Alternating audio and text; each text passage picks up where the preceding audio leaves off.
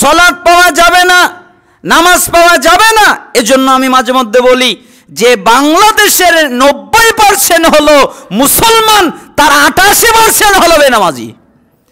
কয় যে আমরা নামাজ না পড়লে কি হবে, আমাদের ঈমান ঠিক আছে, তাই না?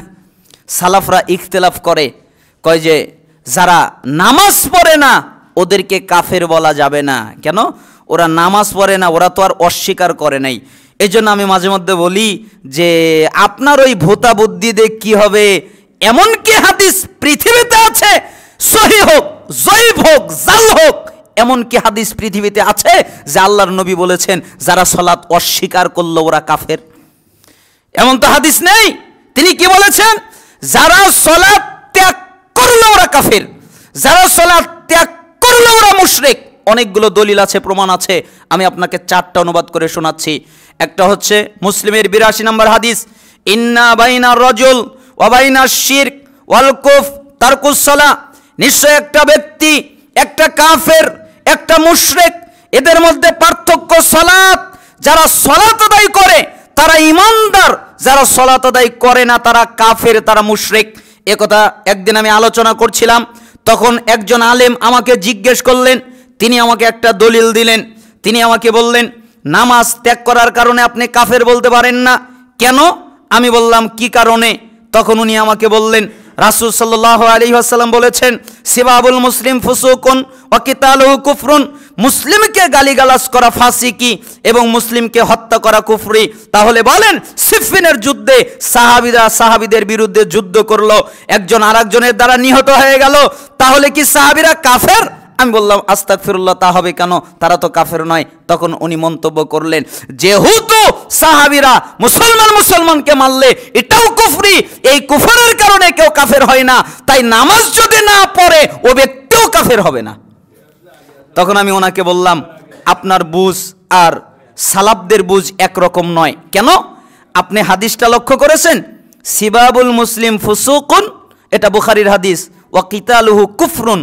এই কুফরের আগে আলিফ লাম নাই, এই কুফরের আগে আলিফ লাম নেই, এই কুফরকে মারেফা করা হয়নি। কিন্তু যেখানে সালাত তরকের কথা এসেছে, ইন্না বাইনা রাজুল, রাজুলের আগে আলিফ লাম আছে, অবশ্যই একজন ব্যক্তি। ও শিরক, শিরকের আগে আলিফ লাম আছে, অবশ্যই মুশরিক। অল কুফর, কুফরের আগে আলিফ লাম আছে, অবশ্যই কুফর, কাফের। তার মানে যারা সালাত আদায় করে না, যেই ব্যক্তি অবশ্যই একটা ঈমানদার ব্যক্তি, অবশ্যই একটা কাফের ব্যক্তি, অবশ্যই একটা মুশরিক ব্যক্তি। এদের মধ্যে পার্থক্য সালাত। কেন? আল্লাহর নবী আলিফ লাম দিয়ে মারেফা করেছেন, নির্দিষ্ট করেছেন, যারা সালাত ত্যাগ করে ওরা অবশ্যই কাফের। এ ব্যাপারে উসাইমিন রাহিমাহুল্লাহ তিনি যে হকমু তারিকুস সালাত, সালাত পরিত্যাগকারীর বিধান, তার ভিতরে বিস্তারিত আলোচনা করেছেন। বাংলাদেশের দুজন আলম অনুবাদ করেছেন, আকরামুজ্জামান বিন আব্দুস সালাম হাফিজাহুল্লাহ, তার অনুবাদটা পড়বেন, অথবা শেখ মতিউর রহমান মাদানী হাফিজাহুল্লাহ, তার অনুবাদটা পড়বেন। উসাইমিন রাহিমাহুল্লাহ সালাত ত্যাগকারীর বিধান একটা কিতাব লিখেছেন, বই লিখেছেন, বাংলা ভাষায় পাওয়া যায়, নেটে সার্চ দিলে পাওয়া যায়। আপনারা তা পড়বেন, তাহলে বিস্তারিত জানতে পারবেন। বলছিলাম যে যে ব্যক্তি সালাত আদায় করে না সে কাফের এবং মুশরিক। তিরমিজি 2618 নম্বর হাদিস, বাইনাল কুফরি ওয়াল ঈমান তারকুস সালাহ। নিশ্চয় একটা ঈমানদার আর একটা কাফের, এদের মধ্যে পার্থক্য সালাত। যারা সালাত আদায় করে তারা ঈমানদার, যারা সালাত আদায় করে না তারা কাফের। আল্লাহর নবী সাল্লাল্লাহু আলাইহি সাল্লাম বলেন, তিরমিজি 2621 নম্বর হাদিস, আল আহাদুল্লাযী বাইনানা বাইনাহুমুস সালাহ ফামান তারাকাহা ফাকাদ কাফার। আমাদের মধ্যে আর তাদের মধ্যে পার্থক্য সালাত। আমরা যারা ঈমানদার তারা সালাত আদায় করি, তারা যারা কাফের তারা সালাত আদায় করে না। একজন একদিন আমাকে বললেন, তারা তো সালাত ত্যাগ করেছে, তারা তো আর শিরিক করে নাই, আল্লাহ শিরিকের গুনাহ মাফ করবে না, এছাড়া যে কোনো গুনাহ আল্লাহ তাআলা মাফ করবেন। তখন আমি তাকে বললাম, ইবনে মাজাহ 1080 নম্বর হাদিস, রাসূল সাল্লাল্লাহু আলাইহি সাল্লাম বলেছেন, লাইসা বাইনাল আবদি ওয়াশ শিরকি ইল্লা তারকুস সালাহ ফাইজা তারাকাহা ফাকাদ আশরাক। নিশ্চয় একটা ব্যক্তি, একটা মুশরিক, এদের মধ্যে পার্থক্য সালাত, নামাজ। যেই ব্যক্তি সালাত ছেড়ে দিল, যেই ব্যক্তি নামাজ ছেড়ে দিল, ওই ব্যক্তি অবশ্যই শিরিক করলো। তাহলে বলেন তো, সালাত ত্যাগ করাও শিরিক? কে বললেন? আল্লাহর নবী বললেন। তাহলে 4টি হাদিস দ্বারা প্রমাণিত হলো। 21টা হাদিস আমার মুখস্থ আছে। এ ব্যাপারে সময়ের ব্যবধানে আপনাকে আমি 4টা শোনালাম। চারটি হাদিস দ্বারা প্রমাণিত হয়ে গেল যারা সালাত আদায় করে না ওরা ঈমানদার নাই। এমনকি পরবর্তী প্রজন্ম সাহাবী আব্দুল্লাহ বিন মাসউদ রাদিয়াল্লাহু আনহু তিনি বলেন, মান তারাকাস সালাহ ফালা দীন লাহু, যারা সালাত আদায় করে না তাদের কোনো দিন ধর্ম নেই। আলী রাদিয়াল্লাহু আনহু বলেন, মাল্লাম ইউসাল্লি ফাহুয়া কাফিরুন, যারা সালাত আদায় করে না ওরা কাফের। আবু দারদা রাদিয়াল্লাহু আনহু তিনি বলেন, লা ঈমানা লিমান লা সালাতা লাহু, ওই ব্যক্তির ঈমান নেই যেই ব্যক্তি সালাত আদায় করে না।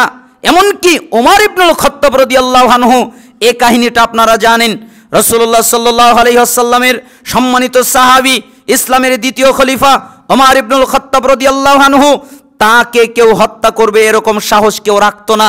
কিন্তু একজন ঘাতক চিন্তা করলেন কিভাবে তাকে হত্যা করা যায়, কোনো সমাধান না পেয়ে তখন তিনি ভাবলেন সলাতের মধ্যে তাকে হত্যা করা সহজ হবে। কেন? সলাতে তার মনোযোগ বসে যায়, সলাতের ভিতরে মনোযোগ দিয়ে সলাত আদায় করে। আর ফজরের সলাতে হত্যা করা সহজ হবে। কেন? ফজরের সলাতে অন্ধকার থাকে। এখান থেকে আর একটা কথা বোঝা যায়, সাহাবীরা অন্ধকার অবস্থায় ফজরের সলাত আদায় করতেন, আর আমরা আলো হয়ে গেলে ফজরের সলাত আদায় করি। তার মানে অন্ধকারে তাকে হত্যা করা সহজ হয়ে যাবে। তাই ওই ঘাতক অন্ধকার অবস্থায় সলাত আদায় করছেন ওমর ইবনুল খাত্তাব রাদিয়াল্লাহু আনহু, তার পেটের মধ্যে গিয়ে বারবার ছুরি দিয়ে আঘাত করলেন। ওমর ইবনুল খাত্তাব রাদিয়াল্লাহু আনহু জমিনে পড়ে গেলেন। পিছনে সাহাবী বুঝতে পারলেন, সামনে এসে বাকি সলাত আদায় করে দিলেন। এরপরে তাকে নিয়ে যাওয়া হলো। অনেকক্ষণ পরে তার জ্ঞান ফিরে আসলো। আমাদের মধ্যে যদি কেউ জ্ঞান হারিয়ে ফেলে তাহলে আমরা বলি আমার বাপ কই, আমার মা কই, আমার সন্তান কই। জ্ঞান ফিরে পাওয়ার পরে এই কথা বলি, যার কাছে যে আপন তার কথা সে জিজ্ঞেস করে। কিন্তু ওমর ইবনুল খাত্তাব রাদিয়াল্লাহু আনহু এর একটা কথা বললেন না, তিনি শুধু বললেন লোকেরা কি নামাজ আদায় করেছে, লোকেরা কি সলাত আদায় করেছে? তখন সাহাবীরা বললেন জি, লোকেরা সলাত আদায় করে নিয়েছে। তখন উনি নিজেকে ধিক্কার দিচ্ছেন আর বলছেন হায় হায় হায় হায়, উমরের কি হবে, হায় আফসোস উমরের কি হবে, লা হাজ্জা ফিল ইসলাম লিমান তারাকাস সালাহ, ওই ব্যক্তির ইসলামে কোনো জায়গা নেই যে ব্যক্তি সালাত আদায় করে না। উমরের কি হবে? বলেন তো কয় রাকাত ছেড়েছে? 1 রাকাত, ইচ্ছা করে অনিচ্ছাকৃতভাবে। তাই তিনি চিন্তা করছেন তার ইমানের কি হবে। আর আপনি দৈনিক 5 ওয়াক্ত সলাত ত্যাগ করেন, খালি জুমার দিনে আসেন আর বলেন নামাজ না পড়লে কি হবে, আমার ইমান ঠিক আছে। আব্দুল্লাহ বিন শাকিক তিরমিজি 2621 নম্বর হাদিসে ইজমা বর্ণনা করছেন, কানা আসহাবু মুহাম্মদ সাল্লাল্লাহু আলাইহি ওয়াসাল্লাম লা ইয়ারাউনা শাইআম মিনাল আমাল তারকুহু কুফরুন গায়রাস সালাহ, সাহাবীরা আমলের মধ্যে কোনো আমল ছেড়ে দেওয়াকে কুফরি মনে করতেন না। এই আমল ছেড়ে দেওয়ার কারণে কাউকে কাফের মনে করতেন না। কিন্তু কেউ যদি সালাত ছেড়ে দিত, কেউ যদি নামাজ ছেড়ে দিত, তাহলে সাহাবীরা তাদেরকে কাফের মনে করত। এমনকি আল্লাহ তাআলা সূরা তাওবার 5 নম্বর আয়াতে, সূরা তাওবার 11 নম্বর আয়াতে উল্লেখ করেছেন, যারা সালাত আদায় করে তারা তোমাদের দ্বীনি ভাই, যারা সালাত আদায় করে না তারা তোমাদের দ্বীনি ভাই না। আল্লাহর ফতোয়া, রাসূলের ফতোয়া, সাহাবীদের ফতোয়া, তাবিদের ফতোয়া, এমন শ্রেষ্ঠ ইমাম যারা, ইমাম আহমদ বিন হাম্বল তিনি একই কথা বলেছেন। তার কিতাব শারহুস সুন্নাহর মধ্যে, আকীদার কিতাবের মধ্যে তিনি তার আকীদা স্পষ্ট করে দিয়েছেন, যারা ইচ্ছাকৃতভাবে সালাত ত্যাগ করে, সালাত তরক করে, তারা অবশ্যই কাফের, এতে কোনো সন্দেহ নেই, তারা অবশ্যই কাফের। তার মানে নস দ্বারা প্রমাণিত হলো, স্পষ্ট হলো, যারা সালাত আদায় করে না ওরা মুসলমান নাই। তার মানে সালাত চলে যাবে, কিয়ামতের পূর্বের একটা ফিতনা ঘটবে, সালাত থাকবে না। সেই জন্য সালাফরা ফতোয়া দিয়েছিলেন যারা সালাত আদায় করে না তারা মেয়েকে বিয়ে দিতে পারবে না। কেন? মেয়েকে বিবাহ দেওয়ার জন্য অভিভাবক লাগে, কিন্তু বাপ হলো অভিভাবক, আবার যোগ্য অভিভাবক লাগে। যোগ্য অভিভাবক হতে ইসলাম লাগে, কিন্তু বাপ যদি সালাত আদায় না করে, তার ইসলাম নেই, সে যদি মেয়েকে বিয়ে দেয় তাহলে বিয়ে হবে না। যে ছেলে সালাত আদায় করে না ওই ছেলের সাথে মেয়েকে বিয়ে দেওয়া যাবে না। কেন? ওই ছেলের সাথে মেয়েকে বিয়ে দিলে বিয়ে হবে না। যেই মেয়ে সালাত আদায় করে না ওই মেয়েকে ছেলে দিয়ে বিবাহ করানো যাবে না। এমনকি যারা সালাত আদায় করে না তারা মক্কায় প্রবেশ করতে পারবে না। যারা সালাত আদায় করে না তারা বাপের সম্পত্তির ওয়ারিশ হিসেবে ওয়ারিশের সম্পত্তির মালিক হতে পারবে না। বাপ ওই সন্তানকে সম্পত্তি দিতে পারবে না। কেন? যে ছেলে সালাত আদায় করে না তাকে সম্পত্তি দিতে পারবে না। যে ব্যক্তি সালাত আদায় করে না তাকে কাফনের কাপড় পরানো যাবে না, তাকে গোসল দেওয়া যাবে না, তার জানাজা পড়া যাবে না, তার কোনো জানাজা নেই, তার জন্য রহমতের দোয়া নেই, তার জন্য মাগফিরাতের দোয়া নেই, তার জন্য কল্যাণের দোয়া নেই। এমনকি মুসলমানের কবরস্থানে তাকে দাফন পর্যন্ত করা যাবে না। যেই ব্যক্তি সালাত আদায় করে না, স্বামী করে, স্ত্রী করে না, স্ত্রী করে, স্বামী করে না, দুজনের একজন সালাত আদায় করে আর একজন করে না, সালাফরা বলেছেন তাহলে তালাক হয়ে যায়।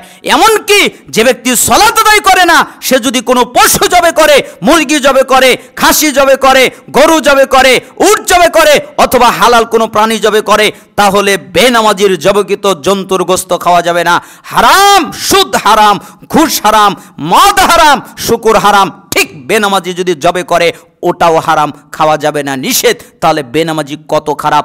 আসমানের নিচে জমিনের উপরে সবচেয়ে বর্বর, সবচেয়ে খারাপ হচ্ছে ওই ব্যক্তি যে ব্যক্তি সালাত আদায় করে না। আর যে সালাত আদায় করে না, ও আজ পর্যন্ত এক নেকি ইনকাম করতে পারেনি, তার আমলনামায় কোনো নেকি নাই। কেন? রাসূলুল্লাহ সাল্লাল্লাহু আলাইহি সাল্লাম বলেছেন, আউয়ালু মা ইউহাসাবু বিহিল আবদু ইয়াউমাল কিয়ামাতিস সালাহ, ফাইন সালাহা সালাহা সাইরু আমালিহি ওয়া ইন ফাসাদাত ফাসাদা সাইরু আমালিহি। কিয়ামতের দিন সর্বপ্রথম হিসাব হবে সালাতের। যার সালাত টিকে যাবে, ও যত ইবাদত করেছে সব টিকবে। যার সালাত টিকবে না, ও যত ইবাদত করেছে সবগুলো বাতিল হয়ে যাবে, সবগুলো বরবাদ হয়ে যাবে। আমি আপনাদেরকে অনুরোধ করছি, শুধুমাত্র জুমার সালাত আদায় করবেন, এর মধ্যেই ক্ষান্ত নয়, 5 ওয়াক্ত সালাত জামাতের সাথে আদায় করার চেষ্টা করবেন। আল্লাহ সুবহানাহু ওয়া তাআলা আমাদেরকে তৌফিক দান করুন।